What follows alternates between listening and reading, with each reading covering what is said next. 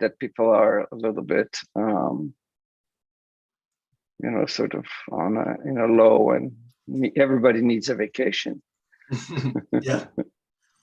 So I don't know if you saw my chat, Sarah, yesterday, but I think we should take a July-August break in order to, give people some room to breathe and then get them involved. Yeah, we do have a stacked June, and we can have more lead time for the good fall series. Start with that. So yeah, and maybe you can remind me of the June 19th event in Slack. yes. I don't want to forget to announce that. So shall we hit the admit button and have people introduce themselves? Good morning, good afternoon, good evening, depending on where you're logging in from. Good to see you. If you are just joining us, please introduce yourself in the chat, where you're from, what you teach. Well, we know what you teach, physics probably, but what your job function is. I'm going to open the chat here too. We're going to start it in a few seconds. Gives people some more time to log on. Hello, Helen. Thank you for joining. Rob, how does it feel now that you have everything done? And it's great. Free time is nice. Yes, Rob defended his thesis. What was it, a month ago? Yeah, a month ago. Yeah. A month and a few weeks ago. Yeah.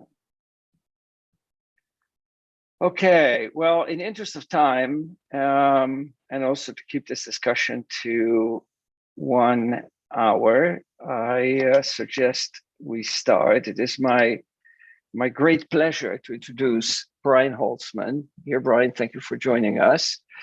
Brian is a research scientist at the Houston Education Research Consortium at Rice University, where he studies and evaluates interventions and practices in Houston area school districts. And you saw in his talk one of these studies. And before joining Rice, Brian earned his PhD in sociology of education and higher education administration at Stanford University.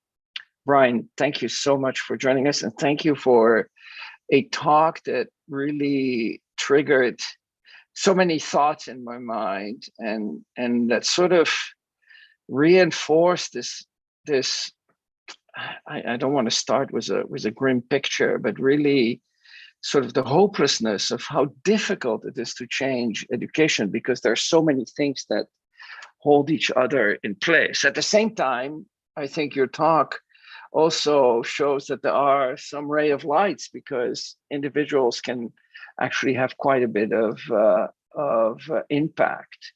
So as I went through your talk, so first of all, to the audience, I mean, feel free to use the chat, but if you have any questions that you would like to ask Brian, just raise your hand. I'll start with some questions, and then hopefully we can transition to questions from the audience. So if you have questions that were not answered in the video, or if a new question has come up in your mind, then please raise your hand. Otherwise, you'll be hearing me asking questions all the time. So, Brian, the first thing that struck me is that this approach that you described for Texas is very different from that in my own state, and that sort of shows the weakness of a completely deregulated education system. But the intervention that you describe, where there's this check-in for the personal graduation plan at the schools in Texas, I was thinking as I was looking at both your data and listening to your description, I thought 12th grade isn't that way too late if students make the plan in 8th or 9th grade and then you wait until, I mean, the good thing is that it seems that the check-in is having an impact, but shouldn't you have check-ins maybe every year or even more frequently rather than waiting all the way till the last grade? First of all, I just want to say it's a pleasure to talk to the PoLS-T network today, and glad that everyone saw my talk. In terms of the check-in in 12th grade, yes, it is probably too late to get students to start studying STEM. The goals of the counselors was more to make sure that they were on track to complete STEM if that was what they had chosen, but also to get the students to add STEM if by chance they had completed enough coursework to complete the STEM endorsement. They did this for the second cohort and not the first, and I think that is a sign that they were just kind of taken aback by this policy, maybe. There just wasn't a whole lot of, You mean by this policy, you mean the statewide policy of having these endorsements? Yeah, I think, it was something that they decided to do as they were kind of learning about how students were progressing through the endorsements. From conversations and even from a qualitative report that we read, done by another research group, there just wasn't a whole lot of guidance from the state education agency to districts and teachers and counselors about this policy. So I think that counselors, teachers, other people at districts were just as confused about the policy as students and parents. And so, yes, it was this check-in may be considered late, but I think they just did this as they were kind of learning more about the policy. So maybe a very obvious thing to implement is more regular check-ins and to sort of guide people along the way rather than at the very last minute. I was also struck by the gender gap data that you showed, and I posted a question. I posted it this morning. You might not have seen it. Let's see if I still have that on the screen, so I can very briefly. Oh no, I don't. I have Perusal open, but I don't have the right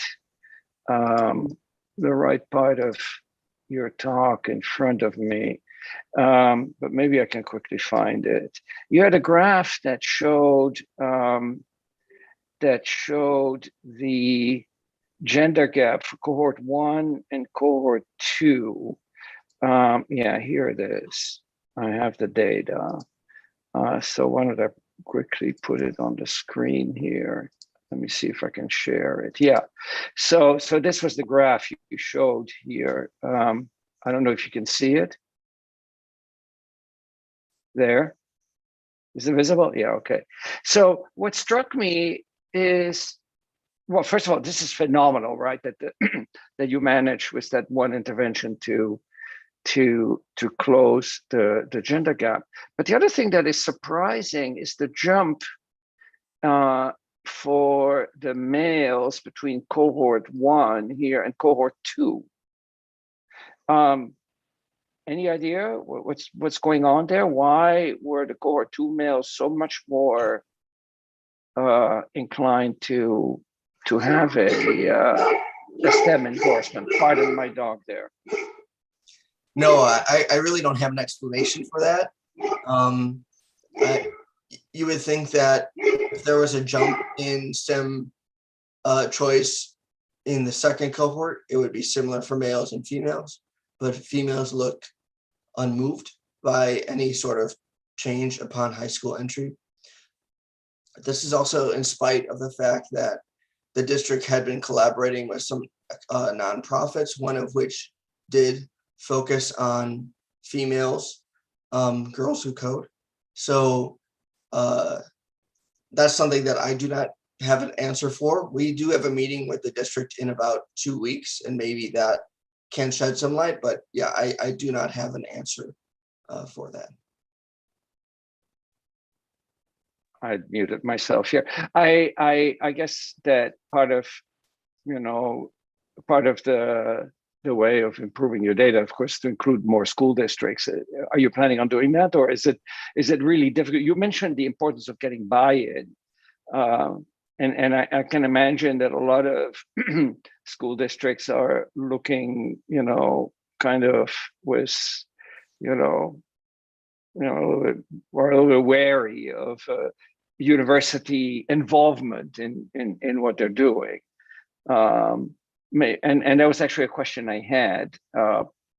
You mentioned the importance of buy-in from the school district. And I guess you need buy-in from teachers and guidance counselors too, right? So how do you work at this problem from all different sides? So we do not have plans to do the study in other school districts. You do or do not? Do not. So HERC partners with a number up to 11 or 12 Houston area school districts. This was done with one of them. With this particular, we have access to a lot of data. With the other districts, we do not have access to as much data. And I think one key variable that we have access to with this school district, LUSD, is grades. And so with the other school districts, we do not have access to grades. And grades actually are more important in a lot of some of the other components of the study, which I did not present in that talk. So that would be a key missing variable that we would not have access to if we did partner with other districts. And also this was a project that was of interest to this particular district. So sometimes we do projects with all the districts together. I do not work on that side of HERC, but and then sometimes we do partnerships with individual districts of the 12. And then the other question was on buy-in. So we typically work with higher level administrators, oftentimes assistant superintendents of departments in the district. And then sometimes they'll bring in other district staff that are immediately below them, like research managers or compliance officers. We do not typically work with school staff on projects. We typically work at the district level. For one of my projects, I actually have interacted with two principals. It's because that study is looking at the effects of attending two particular schools that served particular students. So I have interacted with principals and I met with them, but most of the times we're partnering with people at administrative levels. Good. Well, I want to be sure that I give people in the audience an opportunity to ask questions. In case you've forgotten how to raise your hand, there's a reactions button there at the bottom. Click that and then hit the raise hand button. Otherwise, I'm happy to continue here. In fact, reading your bio, Brian, I had another question that was triggered. Elmarie, let me quickly ask that question, and then I'll pass it on to you. You were just in your bio, you describe a text messaging experiment that you carry out with middle school teachers to improve communication. If I recall correctly, correct me if I'm wrong, because it's been a while since I read your bio, but to improve communication with parents and teachers, I think.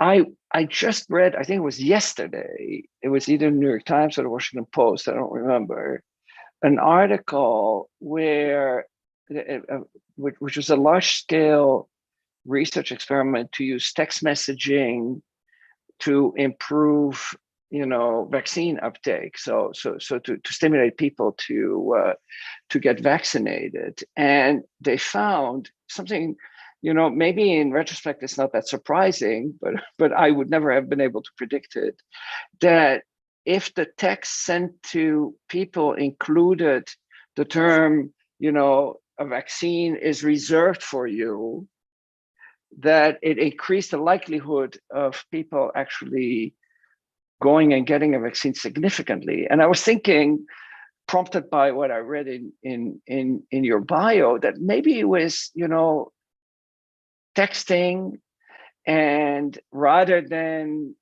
sort of talking to people like, your mother is talking to you, you got to do this or whatever, to tell them something about, a spot in college being reserved or whatever, you might actually be able to accomplish quite a bit. So I would love to hear more about your text messaging experiment. So that's a middle school text messaging project. The goal is to text parents of middle school students about how to communicate with their child about academic and socio-emotional issues. And it's an experiment. It's not part of my work at HERC, it's a side project. And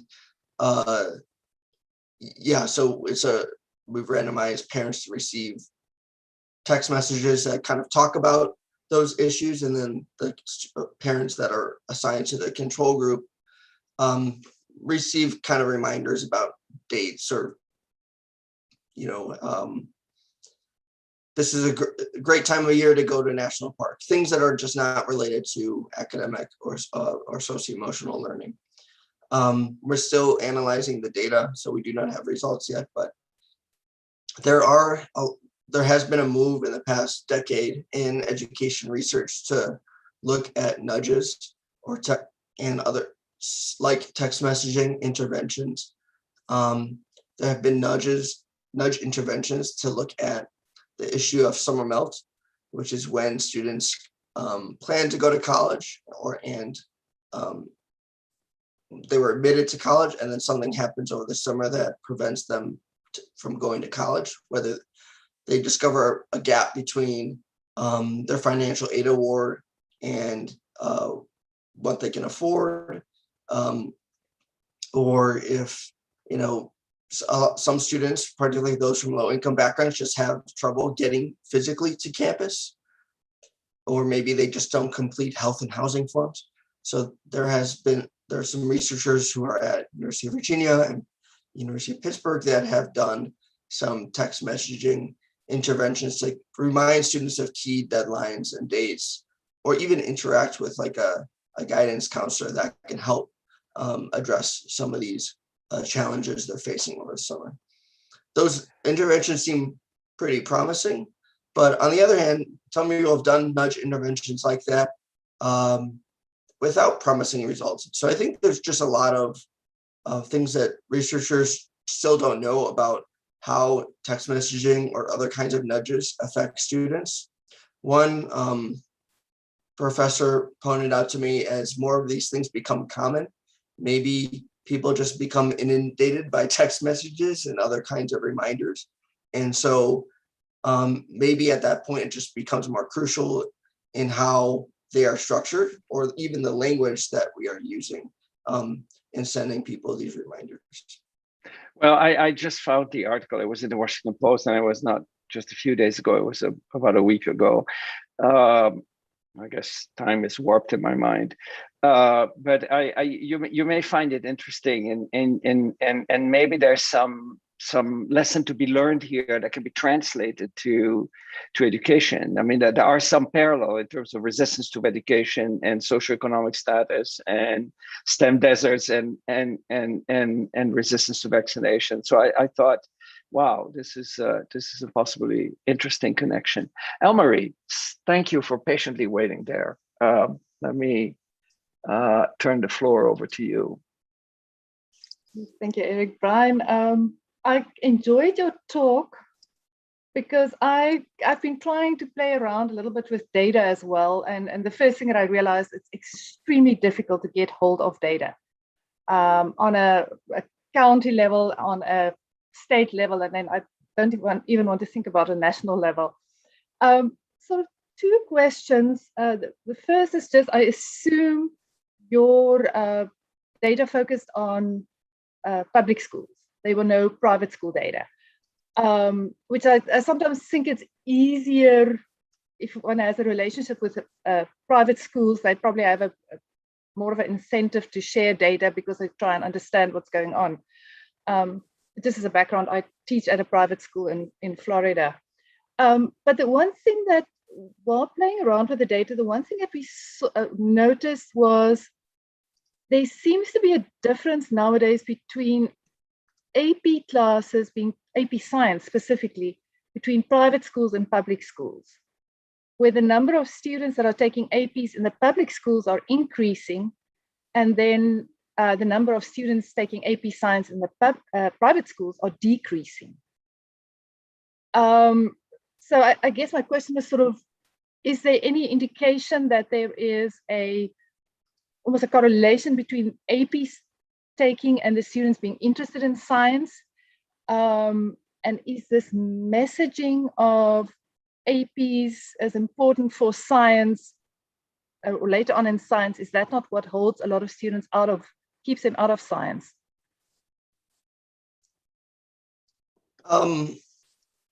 I think that there is some research that shows that taking AP courses is beneficial for college enrollment and graduation.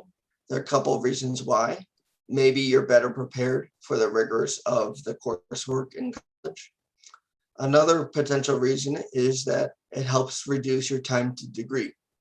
And so you can get those courses, those AP courses transferred as college credit. And maybe it doesn't take you as long to complete your college major. That is also important, and particularly for low income students. If they can reduce their time to degree, that means they pay less for college tuition. And so there's a lot of reasons why taking AP courses is beneficial. I don't see a reason at this point to worry whether AP courses will, the importance of them will decrease or even reduce the likelihood of college graduation. But that's just kind of what the more recent research has said, that AP courses, IB courses, other kinds of advanced courses like dual credit, that they seem to have some benefit, some positive association, and sometimes a causal association with college outcomes. Great. Do you have a follow-up question, Can I just Albert? follow up Yes. with this? So the thing that concerns me a little bit about the AP is, and I see it at our school, is they keep pushing these AP courses to younger and younger students. Sort of ninth grade, oh, you need to take these and these and these APs. And I'm wondering about the emotional readiness of students tackling those courses at such a young age. And then also if that does not make them give up and say, oh, I've tried AP human geography. I failed the course. Clearly, I'm not a science person. Yeah, I can't speak to that. I'm not a developmental psychologist. I think that's a better question for someone with a psychological background to see, is it harmful or helpful to have young children take advanced courses? But I really am not familiar with the research on that area. So, Rob, I see you have your hand up there. Thank you for that question, Elmarie, and thank you, Brian, for your answers. So, Rob, you're next. Awesome. So it's actually funny you brought up the AP, because I was thinking about that too. I'm about wrapped up with a study with that. That was showing that a lot of students were taking like AP Physics 1, not moving on to 2 or to Physics C, and that there was a huge difference on student success based on their gender and their ethnicity. And I looked at the national set of data from College Board for those AP courses. And that's an idea that I had too, was maybe people aren't moving on because they're having, these self-efficacy and self-interest and identity issues. But one thing that I thought of when I was watching your talk with the STEM deserts, and I do a lot with the SES and the locale and the crossover and interactions with those two, is within the STEM deserts and the courses offered and the success of students and stuff like that. And I'm trying to recall the map. It seemed like everything was sort of congested again to those kind of higher density areas. And I was wondering your thoughts on kind of the interplay of those high density areas, the ability to afford these continuous STEM programs where they have access to multiple things, if that may help with the buy-in of these schools, and I guess help to water the programs, if we want to call it that, to stick with the idea of a desert. Just kind of your thoughts on that.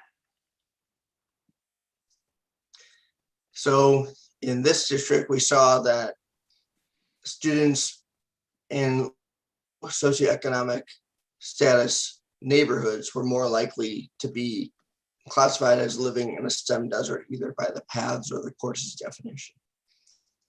And so poverty, education, income, and STEM deserts go hand in hand. Also race, that neighborhoods with more African-American students had more students classified as living in a STEM desert. From an equity point of view, we want all students to have opportunity to study STEM at the same level. And so I think that increasing the number of STEM options in African-American communities, as well as communities with high poverty rates, I think is a goal we should pursue. And that could, I don't know, maybe create a STEM culture in the school, kind of like how higher education researchers, college going culture. Maybe there could be a STEM culture in the school, and that could help improve climate, aspirations, even performance around STEM. Now, to jump off that, with a lot of these schools, especially lower SES schools, I found that they, either they don't have the teachers to be able to teach these courses or the certification. And I think Texas recently had some changes with their definitions for either science certs or physics certs. So let's say we have some of these places, because I completely agree with expanding the availability of these courses and different levels of courses, right? So that students maybe with mathematics can get in at a, I don't want to say a lower level, but maybe a less mathematically rigorous course. Do you have any thoughts or ideas on ways we can go about that for these, schools that just can't afford it? I mean, if they can't afford it, I've been trying to wrap my head around what we could do, something actionable we could do that can start to kind of water this growth and get kids to enroll, that will require teachers, and then having more teachers that will allow for more courses, and, from there. Yeah, that's a tricky question, because obviously if you have more STEM offerings or more rigorous STEM offerings, then you have to have more teachers or more highly qualified teachers. So, and that's a costly endeavor. In the meantime, I think that trying to cultivate a STEM culture around the courses that are already offered, and so that you can demonstrate there's a high demand for this, and then you can go back to the district and say there's a high demand, we should be hiring more teachers, expanding the course offerings. That could be one way. You could also partner with nonprofits potentially to offer extracurricular opportunities. You could also partner with colleges and universities for dual credit partnerships. So students that do kind of max out on what they can take at their high school could take calc at a local community college. But yeah, it's a costly endeavor, and I think teachers are probably the biggest investment. Awesome, thank you. Rob's question and one of the things you said, Brian, triggered another thought, and we sort of touched upon that in some of our previous interactions within the PoLS network, because we have people not just from the US but from Europe and Canada, and even some people from Latin America sometimes participate. And I think one of the things that sets the US secondary education apart from that in many other countries is that STEM fields are optional, or almost optional, almost completely optional, all of them. Even though we live in a world that's sort of dominated by technology, which is a product of STEM, and having a STEM literate society, I think, is crucially important for the well-being of society. But yet there seems to be a reluctance in the US to really treat STEM the same way as learning English. Let's just to mention something is, and if anything, the data that you share in your talk show, how important STEM is as a basis for future success. So I wonder what people's thoughts are on trying to convince politicians at the state level or districts to push much harder on STEM, given the obvious benefits of it. I mean, your data shows it. I know this is a difficult subject here in the US, but we need to do all we can. So there's two other parts of the study that I didn't talk about. One's just looking at who was choosing the STEM endorsement upon high school entry. The other part is kind of looking at how endorsements feed into college enrollment. And what we're seeing there preliminarily is that the high achieving students are selecting into the STEM endorsement. Students with higher GPAs, higher test scores, that's the endorsement that they are choosing. If you did just compare STEM endorsements versus other endorsements and look at what kinds of colleges they go to, whether they're going to a 2-year college, a 4-year selective, 4-year less selective, or just no college at all, students choosing the STEM endorsement are most likely to go to the selective 4-year college. But when you account for other background characteristics, there's really no differences among the endorsements. So what is happening is that the STEM endorsement is kind of serving as the selective college track. So this endorsement system is formalizing or even making tracking specific in the state of Texas, or that's what we're seeing so far. So high achieving students are somehow getting the message from district leaders, from parents. I don't know. Our data cannot shed light on where these messages are coming from, but high achieving students are selecting into the STEM endorsement and going to college. So it's not necessarily endorsement that is, there's no like net benefit value added from like any one endorsement when you account for background characteristics, but it's just that high achieving students choose a STEM endorsement, and then that's what's propelling them to go into college. Mm-hmm. And so when I think of that, it's like this policy wasn't designed to create a tracking system. It was designed, for better, I have my own opinions on the policy, but the people that wrote this policy, their intention was to provide students who did not want to go to college with post-high school options. And so basically to broaden opportunities. Instead, it's kind of constraining opportunities to specific kinds of colleges. So like creating this like feeder system. And so in my view, I don't think that any one endorsement should lead to a specific kind of college. And so maybe that means if we're going to keep this endorsement system, making some of the requirements the same, that all of them should require 4 years of math and science, because that's what colleges, at least the selective colleges in Texas, are requiring. So that's kind of my opinion of thinking about maybe making the requirements, some of the ones that are most associated with college admission, the same across endorsements, because otherwise you're setting it up for different college destinations by endorsement choice. Yeah, I couldn't agree more. And I don't know if you saw the comment from Helen Reynolds in the chat, who she's from the UK, and they're just like in, I think, probably most of the rest of the world. STEM education is compulsory up to age 16. So I think maybe I'm biased, but it seems to me that that's an obvious route to go. I don't know. I'm not too familiar. This idea, this whole system of endorsement, is that limited to Texas, or are there other states who have similar a similar system of endorsements?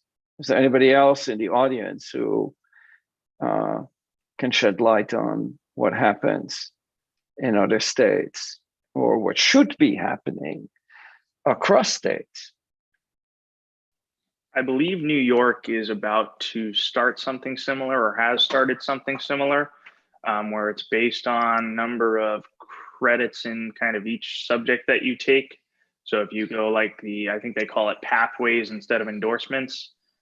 So if you take like the STEM pathway, you have to do, I think, a technology, and then a certain amount of sciences, and then a certain amount of math. And is it okay if I ask a question? Because I have something from that piqued my interest. One thing that I'm interested in that as well. So these students are choosing this path upon entering ninth grade, upon entering the high school? At the end, during 8th grade, or at the beginning of 9th, if they did not attend, a public school or a school in the district. Gotcha. Because one thing that I always wonder with this, right? So I teach AP physics, and I always tend to have the strongest kids, and they always do really well. And I always wonder, I'd love to say it's my teaching ability, but I always wonder, is it just their, I don't want to say their natural tendencies, but maybe their earlier exposures to science or mathematics, or the kind of that science capital that comes with them. And I'm curious if you or your group or some of the people that maybe you interact with have looked at that aspect, whether these students have this capital much earlier on and they just tend towards the STEM endorsements, and that's, they also tend towards college earlier, because a lot of research I've read has sort of shown the duality of that. Is it the chicken before the egg, or kind of the egg before the chicken? Yeah, our design cannot really tell us chicken before the egg before the chicken. That's just not how we've set up our analysis. We do integrate characteristics from middle and high school. And so you see that students that take, for example, Algebra 1 in middle school, more likely to choose the STEM endorsement, more likely to complete it by high school graduation. I think they're even more likely to go to college. And so we do see some of that. There is this pathway from at least from middle school through the end of high school. But yeah, I'm sure other people in the future could do additional work to dig back even to early elementary school. Donna Jones has an interesting comment. I was typing my reply, but I think I'm just going to say it rather than finish my typing here. About a more grassroots approach and encouraging students in middle school that they are scientists, and I couldn't agree more. I mean, everybody's born a scientist, and is curious about how the world works, and it's sort of a shame that we can't keep that flame, that curiosity alive. And I think there are probably many reasons for that. One of them we touched a little bit on is the assessment. Part of it is AP, and I was looking again at Kelly Warble's talk this morning, and continuing some of the discussions that were going on online there about the importance of traditional grading and high stakes grading, how it just turns off people because they stumble on failure. So there's so much that needs to be changed about our approach to education that it's hard to know where to start. We really need to push at it from all different sides. Since I mentioned Donna, she had actually a question in perusal that I don't think was addressed, that I'm actually kind of curious about too. She wrote, it will be interesting to compare student entering STEM majors before COVID and after. What impact, for example, did virtual learning have on the number of students choosing STEM majors? And I just finished my own personal reflection on remote teaching. And even though I think remote teaching was widely panned, I can now state with pretty much confidence that in my class, which is definitely not a typical class, I know, but I'm teaching physics to students who don't want to learn physics. They're mostly pre-meds who have to learn physics, and engineers who have to learn physics as a requirement. That I've probably done my best teaching ever last year. I've seen increases in self-efficacy, increases in content mastery, increases in feeling of relatedness and autonomy that I've never seen before.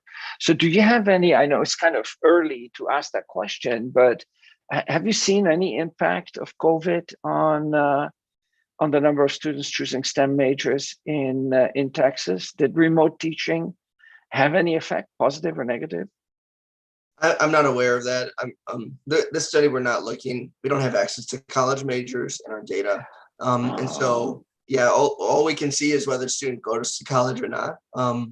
We were going to partner with community college to look at things like major, but that fell apart. So yeah, we unfortunately cannot look at that. We're also not looking at the COVID year, just because I think that would add some additional complexity to looking at high school grades. Because in this district, they actually gave some leeway on how students would be graded in the last few months of 2020, of the 2019-20 school year. So we're not looking at the COVID. This is a pre-COVID study. And so we're not able to tease that out. But yeah, I think that maybe some students did not excel with virtual learning. Some students did. It might also vary by the type of college. At community colleges, a lot of people, probably most people, are working part-time.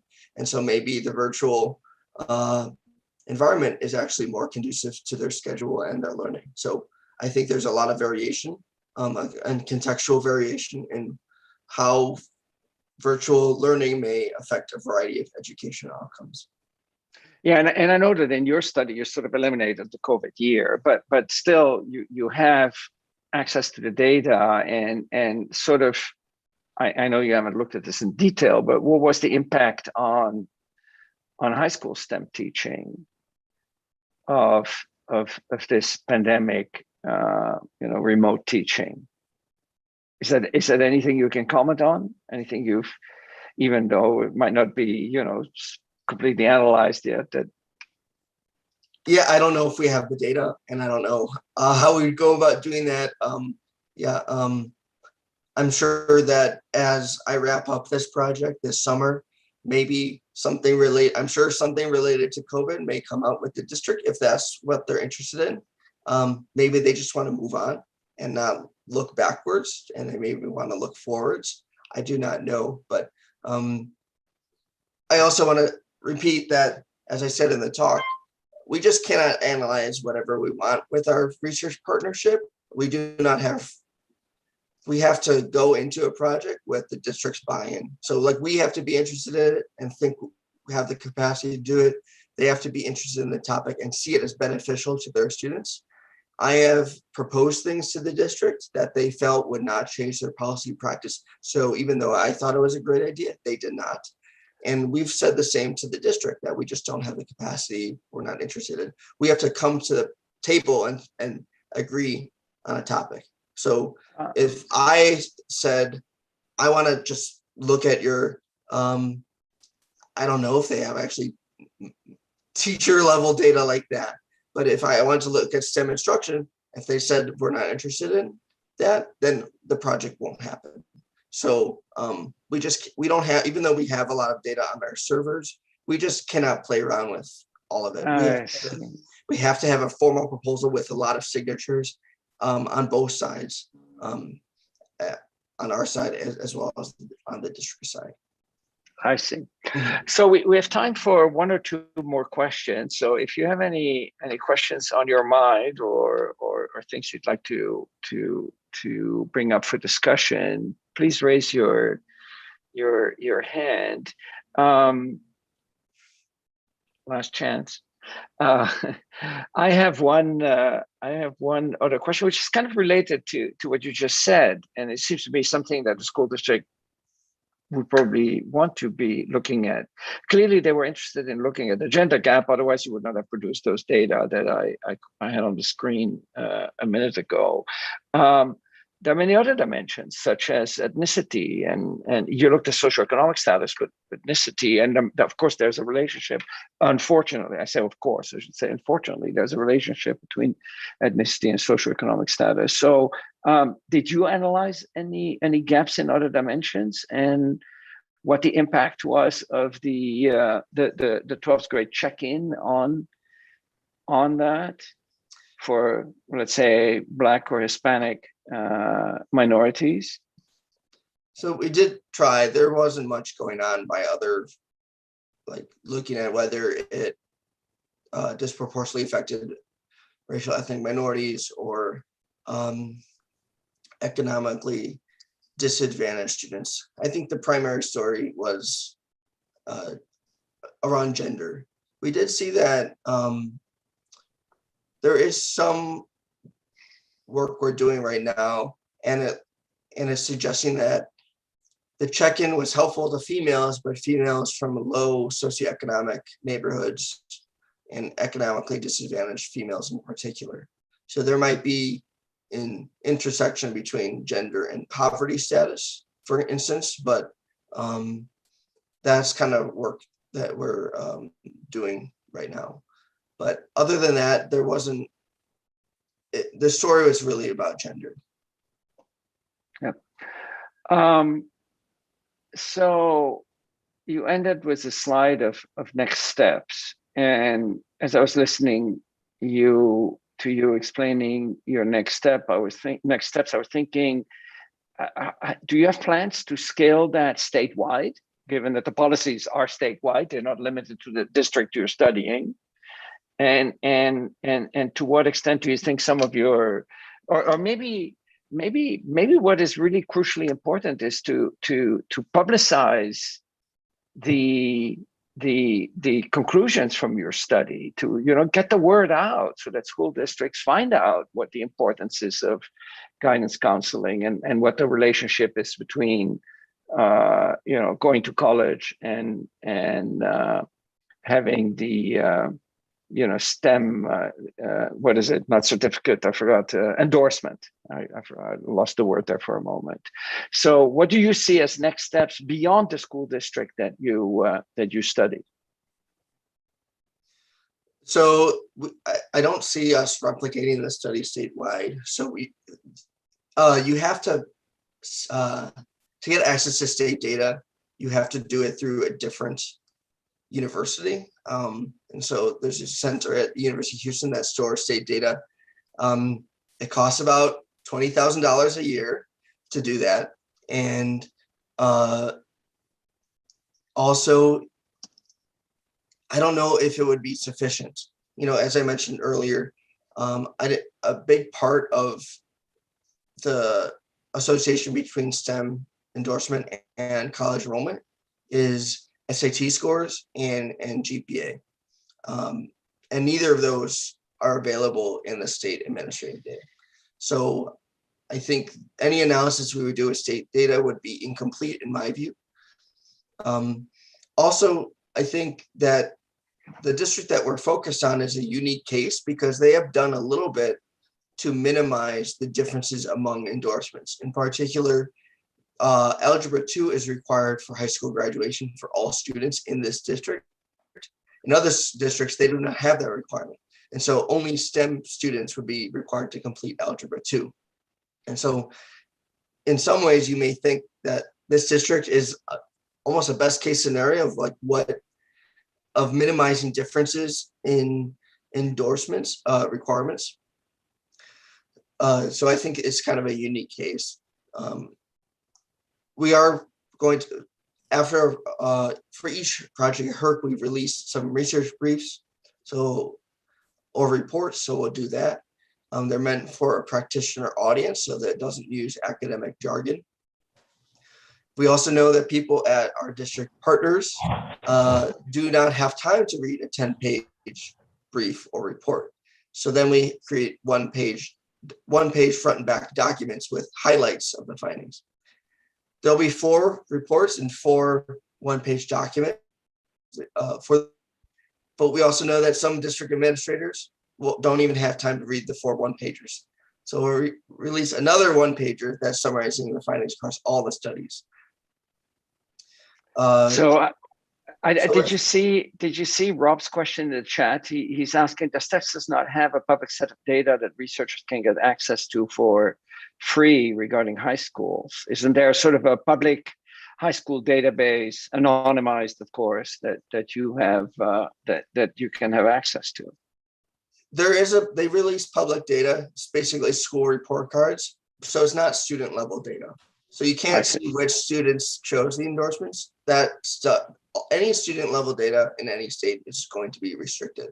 So either you have to probably apply to some agency at the state level, and that's what we would have to do in the state of Texas. Thank you.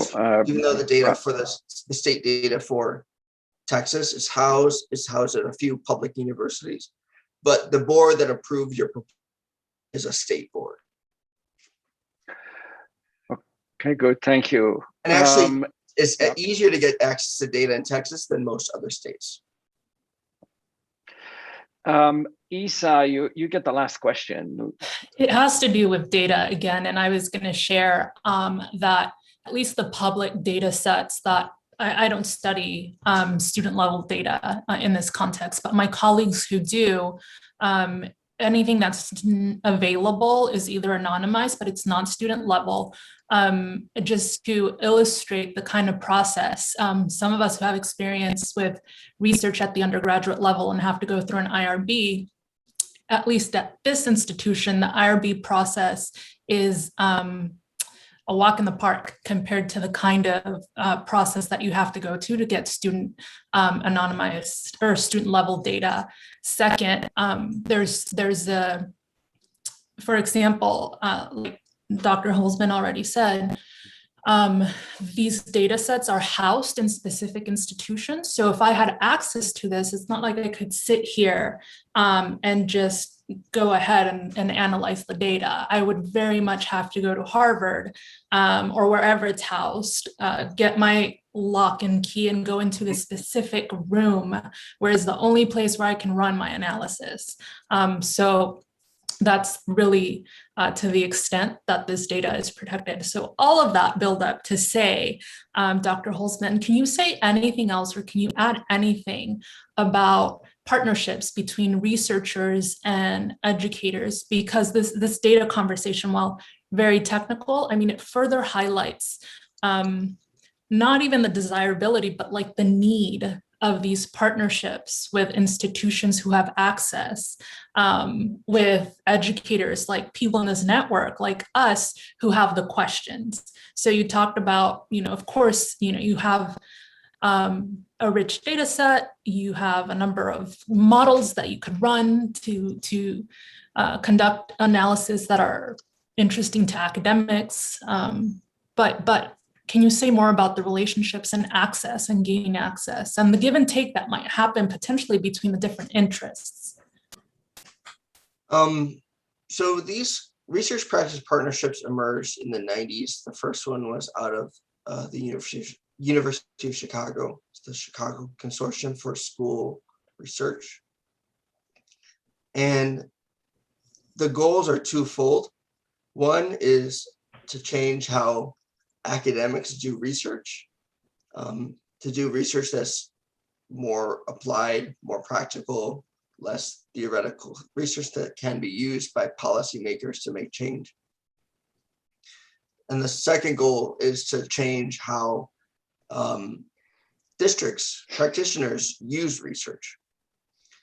Oftentimes a lot of practitioners do not have a background in research. They do not have time to learn how to become a researcher since they have other responsibilities. And sometimes they make decisions based on personal preferences, or anecdotal experience. And so it's to help districts to make evidence-based decisions. We also know that a lot of districts, even if they have research departments, do not have time to do the kind of research that Rice University would be able to do. For instance, in LUSD, their research department is large, it has a dozen staff, but it's basically focused on school accountability. Every year, they have to produce a number of reports to the state. And so that's kind of what their research department does. They do not have time to do internal evaluations of policies or programs. And so that's where we come in, so we can collaborate with them on those kinds of questions. I didn't mention that most of our work is with higher level people.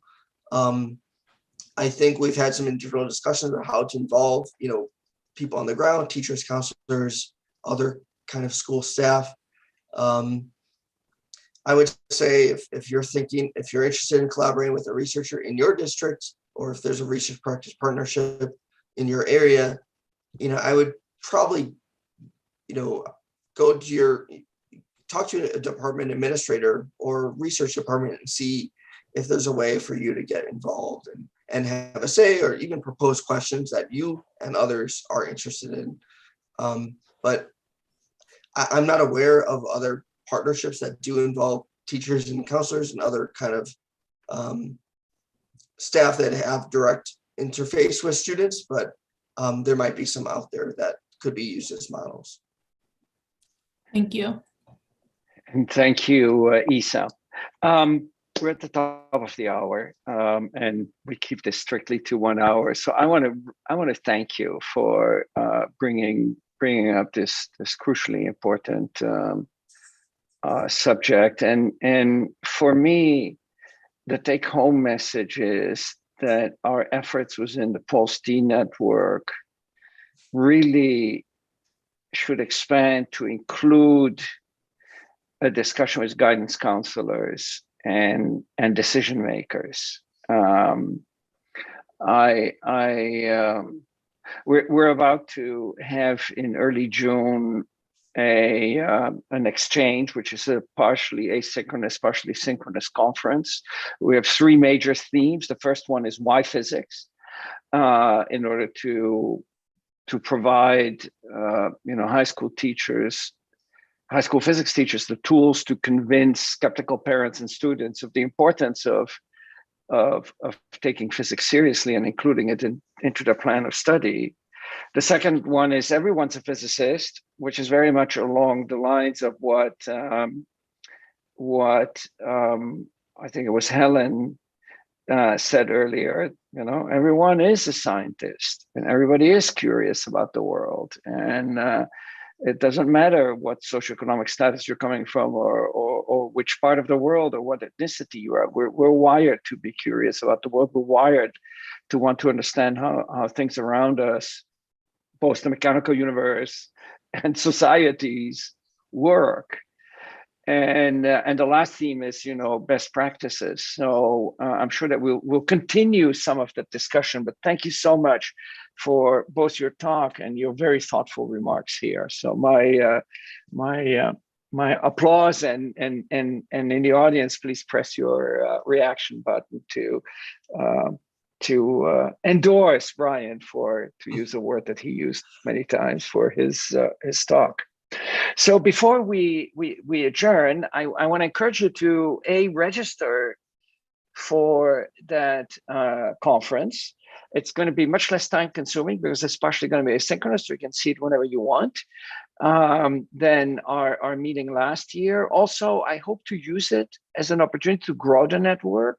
So go to your school districts or neighboring school districts and try to convince people to sign up. Also, we extended the deadline for submission of short talks. So please do consider contributing your thoughts, and because we all need to work together, and sharing ideas is one of the most important things we can do. And that's why we call this event an exchange. And last but not least, I also want to briefly announce the next PoLS-T talk and live discussion, which will be just 2 weeks from now on June 19th. Again, same time, 11, where we have Eugenia Etkina from Rutgers University, who will be talking on how doing experiments in learning physics experiment. The title of her talk is When Learning Physics Mirrors Doing Physics. So I hope you will all join us for that event. With that, thank you again so much, Brian. I would love at some point to catch up and talk some more, because I think a lot of the work you do has very broad implications, and I think it's important for the betterment of society, and for addressing a lot of inequalities that we have in society, and here in the US in particular. So thank you very much. Everyone, be well. We'll have after Eugenia Etkina, we'll have a break. I realize everybody's totally zoomed out and tired of the pandemic, tired of having your entire life online. So for the months of July and August, we will suspend our talks and meeting, and then in the fall, when we're totally re-energized, we'll start up again. Thank you all for coming. Enjoy the rest of the weekend. See you in 2 weeks.